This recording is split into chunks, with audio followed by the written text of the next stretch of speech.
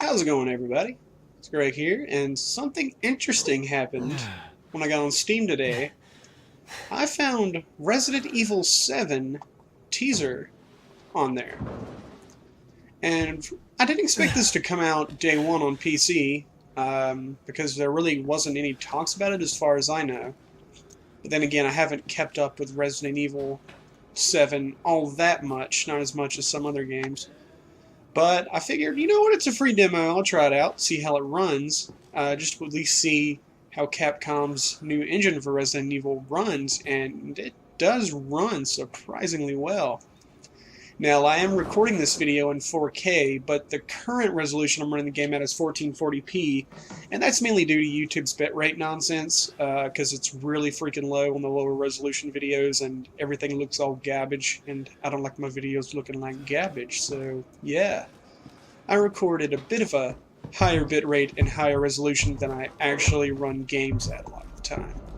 But, just to go ahead and show you the options menu, which, again, I did not expect to be doing this early on, before launch, would be, here we go, resolution running at 1440, and you can go all the way up to 4K if you so desire. In fact, we'll do that right now, just for fun. Why not? See how the game runs. And, oh, we know it doesn't, ooh, wow, 40 FPS. Oh, 40 FPS I do not like. No. I will not be running my games at 40 FPS. Can't be doing that. Gonna turn that back down to 1440p, thank you very much. And there we go. Back to a nice solid 60.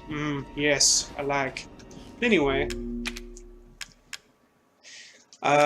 yeah, you can really crank it up if you got the horsepower behind you. Now, currently, I'm running a 6700K, a GTX 1070, and 8 gigs of RAM, so it really doesn't get that much higher, but if you want to run this game at 4K, you're going to need at least a 1080. Just saying. But as far as this system goes right here, this ain't too bad, really, because I have everything cranked up, except for ambient occlusion, because when you enable HBAO+, oh dear God, your frame rate takes a hit. Here, I'll show you here. Even at 1440p, now I don't dip that much, but it did dip a good 5 to 10 FPS there. It's not quite a solid 60, and it does feel like there's a bit more input lag. Not much, but just enough to irritate the crap out of me, and there was a dip there to about 40 FPS. Now, I don't have a frame rate counter up in the recording of the video, but I have one in the top right corner. I'm using NVIDIA's GeForce Experience to record all this, and that does impact frame rate a little bit. But I will say that if you just want a quick frame rate boost, if you're having problems, just go in there and turn that nonsense down to SSAO. And just like magic, boom! It's 60 FPS, and honestly, I really cannot tell the difference. Maybe in the shadows a little bit, maybe in the lighting ever so slightly. And maybe those shadows aren't in that mirror aren't quite as sharp, but honestly, it's not enough of a difference to justify the massive frame dip right there. I mean, you're talking about 10 to 15 FPS with one little setting there. And HBAO Plus is an NVIDIA exclusive thing, or at least exclusive technology, and my god, it just kills frame rate for a seemingly not as much good of a purpose, so definitely turn that down. Now, SMA is what I'm currently running anti-aliasing, but you also have FXA with TAA, TAA, and FXA on its own, which is fine, but personally, I like SMA. And that basically gets rid of those nasty jaggies in your image if you can't quite run this game at 4K, but I'm running at 1440p. Now, one thing some of you will love, if you have a very high refresh rate monitor, 120 Hz and so on, 144, 165, you can unlock the frame rate with variable, and your frame rate will go way above 60. And as far as I know, the frame rate cap is probably somewhere in the 200s maybe, so really, unless you've got a very special monitor and very high-end hardware, you don't have to worry about, you know, not hitting those crazy frame rates on those very high refresh rate monitors if you have them. But personally, I like my solid 60 FPS on my monitor. Keeps it nice and simple, and I don't have to worry about using as much VSync, which I don't like VSync. Makes my inputs not very good and such.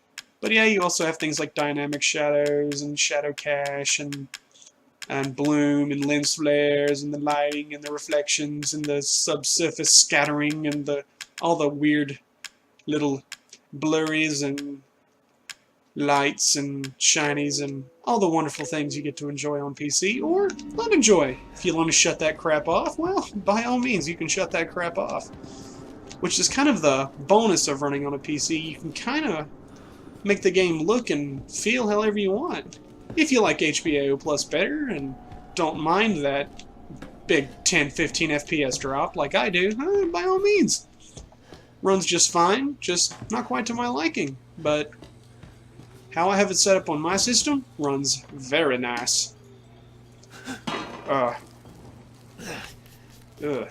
nasty. But yeah, I'm really enjoying the feel of what Capcom is doing here. It's kind of like a Texas Chainsaw Massacre kind of vibe. Like the old one from the 70s that didn't suck as much as the new ones do.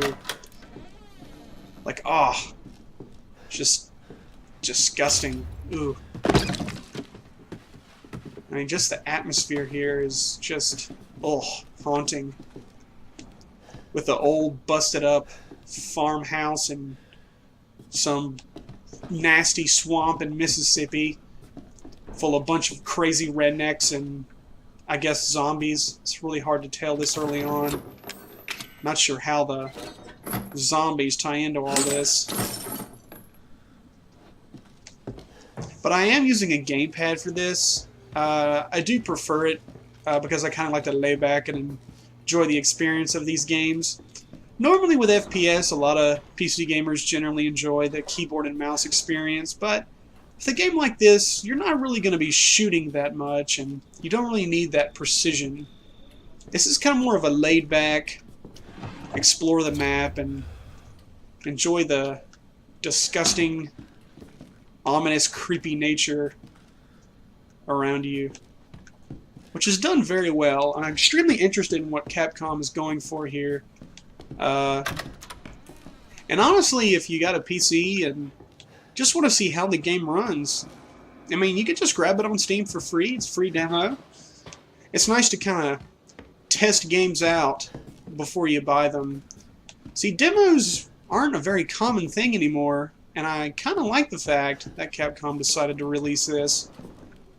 Kind of gives you that old school gaming feel of getting those magazines with the demos on them. You get to play a couple of levels just to get a feel of the game, to see if you like it before you buy, that kind of thing. You don't get that much anymore. It's like, what happened to demos? They were so nice. It's like, I just gotta go buy the game and hope I like it and hope it runs good? No, thank you. But anyway, I'm gonna sign out of here and get back to enjoying the creepy and disgusting and amazing experience of Resident Evil 7, which I'm not sure the exact date it's going to release. I think sometime next year, I think. But so far I'm really digging it. I kind of like where Capcom's going. Resident Evil has needed a nice reboot for a long time. And this is a really interesting direction.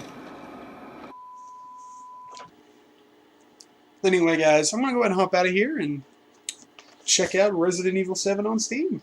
Yeah, it's pretty good. Runs good. Play it.